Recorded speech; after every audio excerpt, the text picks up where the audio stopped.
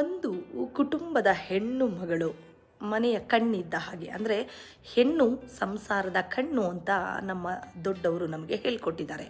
ಯಾಕೆ ಅಂತೀರಾ?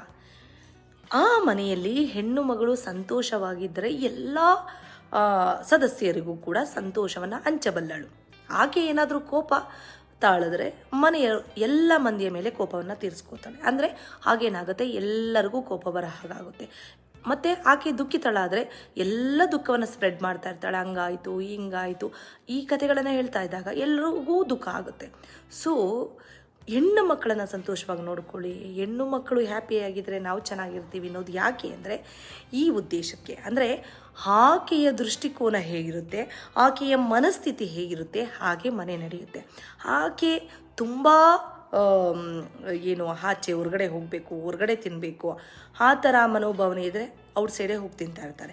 ಕೆಲವು ಹೆಣ್ಮಕ್ಳು ಇಲ್ಲ, ನಾನು ಎಲ್ಲೋ ಔಟ್ ಸೈಡೆಲ್ಲ ತಿನ್ನಲ್ಲ, ನಾನು ಮನೇಲೇ ಅಡುಗೆ ಮಾಡ್ತೀನಿ ಅನ್ನೋರಾದರೆ ಮನೇಲೇ ಅಡುಗೆ ಮಾಡಿಕೊಂಡು ಎಲ್ರಿಗೂ ಬಡಿಸ್ತಾರೆ. ಕೆಲವರು ಏನಾಗುತ್ತೆ, ತುಂಬ ಖರ್ಚು ಮಾಡೋ ಹೆಣ್ಮಕ್ಳು ಇರ್ತಾರೆ, ಇಲ್ಲ ನಾನು ತುಂಬ ಎಕ್ಸ್ಪೆಂಡಿಚರ್, ನಾನು ಅವೆಲ್ಲ ಕೇರೇ ಮಾಡಲ್ಲ, ಐ ಡೋಂಟ್ ಕೇರ್ ಎನಿಥಿಂಗ್ ಅಂತ ಹೇಳಿ ತುಂಬ ಖರ್ಚು ಮಾಡುವಂಥ ಹೆಣ್ಮಕ್ಳು ಇರ್ತಾಳೆ. ಆ ಮನೆ ಪರಿಸ್ಥಿತಿ ಕೂಡ ತುಂಬಾ ಖರ್ಚಾಗ್ತಾ ಇರುತ್ತೆ. ಕೆಲವರು ತುಂಬ ಜುಗ್ಗ, ತುಂಬ ಅಂದರೆ ಏನು ಒಂದು ಒಳ್ಳೆ ಬಟ್ಟೆ ಹಾಕೊಳ್ಳೋದಕ್ಕೂ ಯೋಚನೆ ಮಾಡ್ತಾ ಇರ್ತಾರೆ, ತುಂಬ ಜುಗ್ನತನ ಮಾಡ್ತಾ ಇರ್ತಾರೆ. ಆ ರೀತಿಯ ಮನೋಭಾವನೆ ಕೆಲವು ಹೆಣ್ಮಕ್ಳಿಗಿರುತ್ತೆ. ಅಂದರೆ ಕೆಲವರು ತುಂಬ ಯಾವಾಗಲೂ ನಗೆ ಆಡ್ಕೊಳ್ಳೋದು, ನಕ್ಕೊಂಡೇ ಇರೋದು, ಸಂತೋಷವಾಗಿ ಏನು ತಲೆ ಮೇಲೆ ತಲೆ ಬಿದ್ದರೂ ನಗ್ತಾ ಇರುತ್ತೆ. ನಿಮ್ಗೆ ಸೀರಿಯಸ್ನೆಸ್ ಇಲ್ವಾ ಅಂತ ಬೈತಾ ಇರ್ತಾರೆ. ಸೊ ಆ ಥರ ಆ್ಯಟಿಟ್ಯೂಡ್ ಇರೋಂಥ ಕೆಲವು ಹೆಣ್ಮಕ್ಳಿದ್ರೆ, ಕೆಲವರು ತುಂಬ ಗಂಭೀರ, ನಗೋದೇ ಇಲ್ಲ, ಅಪ್ಪ ಅವ್ರನ್ನ ನಗಿಸ್ಬೇಕು ಅಂದರೆ ಬ್ರಹ್ಮನೇ ದರಿಗಿಳಿದು ಬರಬೇಕು, ಆ ರೀತಿಯ ವ್ಯಕ್ತಿತ್ವ. ಇಲ್ಲಾಂದರೆ ಕೆಲವರು ತುಂಬ ತಾಸರೆ ಹೋದ್ರಾಗುತ್ತೆ, ಬಂದರೆ ಬರುತ್ತೆ, ಏನಾಗುತ್ತೆ ಅನ್ನೋ ನೆಗ್ಲಿಜೆನ್ಸಿ. ಕೆಲವರು ತುಂಬ ಕೇರಿಂಗು, ಅದು ಹೊರಟೋಯ್ತಾ, ಈ ವಸ್ತು ಹಾಳಾಗ್ಬಿಡ್ತಾವೆ ನೋಡಿ, ಒಂದು ಪೇಪರ್ ಕೂಡ ಇದ್ರೂ ತೊಗೊಳದೇ ತಿಡ್ತಾರೆ ಅವರು, ಆ ಪೇಪರನ್ನು ಕೂಡ ಬಿಸಾಕೋದಿಲ್ಲ. ಆ ರೀತಿಯ ಮುತುವರ್ಜಿ ಕೇರಿಂಗು, ಈ ರೀತಿಯ ವ್ಯಕ್ತಿದು. ಅಂದರೆ ಹೆಣ್ಣು ಮಕ್ಕಳು ಮನಸ್ಥಿತಿ ಬೇರೆ ಬೇರೆ ಆಗಿರುತ್ತೆ. ಏನೇ ಬೇರೆ ಆಗಿದ್ರು, ಅವ್ರು ಯಾವ ಥರ ಕ್ಯಾಟಗರಿಗೆ ಸೇರಿದರೂ ಕೂಡ ನಿಮ್ಮ ಮನೆಗೆ ಬಂದು ಸೊಸೆಯಾಗಿ ಮಾಡ್ಕೋತೀರಲ್ಲ, ಅದಾದ ನಂತರ ಆ ಹೆಣ್ಣು ಮಗಳಿಗೆ ಒಂದು ಅಸ್ತಿತ್ವ ಸಿಗುತ್ತೆ.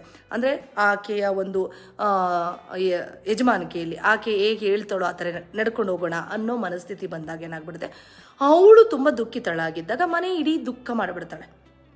ಆಗ ಆಕೆ ಕೋಪ ಮಾಡ್ಕೊಳ್ಳೋದು, ಜಗಳ ಮಾಡ್ಕೊಳ್ಳೋದು ಮಾಡಿದಾಗ ಮನೆ ಪೂರ್ತಿ ಜಗಳ, ಕೋಪ, ಕದರ, ನೆಗೆಟಿವ್ ಎನರ್ಜಿ ಆ ಥರ ಬಂದುಬಿಡುತ್ತೆ. ಶಾಂತವಾಗಿದ್ದರೆ ಶಾಂತ. ಕೆಲವರು ನೋಡಿ ತುಂಬ ದೇವರು ಪೂಜೆಗಳನ್ನು ಮಾಡ್ತಿರ್ತಾರೆ, ಕೆಲವರು ಮಾಡೋದೇ ಇಲ್ಲ. ನನಗೆ ಮನಸ್ಸಲ್ಲಿದೆ ದೇವರು ಅಂತ, ನಾನೆಲ್ಲ ತುಂಬ ಆಡಂಬರ ಮಾಡಲ್ಲ ಅಂತ. ಓಕೆ, ಏನೇ ಇರಲಿ, ಅಂದರೆ ಒಬ್ಬೊಬ್ಬರ ಆ್ಯಟಿಟ್ಯೂಡು ಒಂದೊಂಥರ, ಎಲ್ಲರೂ ಒಂದೇ ಥರ ಇರಬೇಕು ಅಂತ ನಾನು ಹೇಳ್ತಿಲ್ಲ. ಬಟ್ ನೀವು ಆ ಹೆಣ್ಣು ಮಗಳನ್ನು ಹೇಗೆ ನಡೆಸ್ಕೋತೀರಾ ಆ ರೀತಿ ನಿಮ್ಮ ಮನೆ ಇರುತ್ತೆ. ಏನಂತೀರಾ?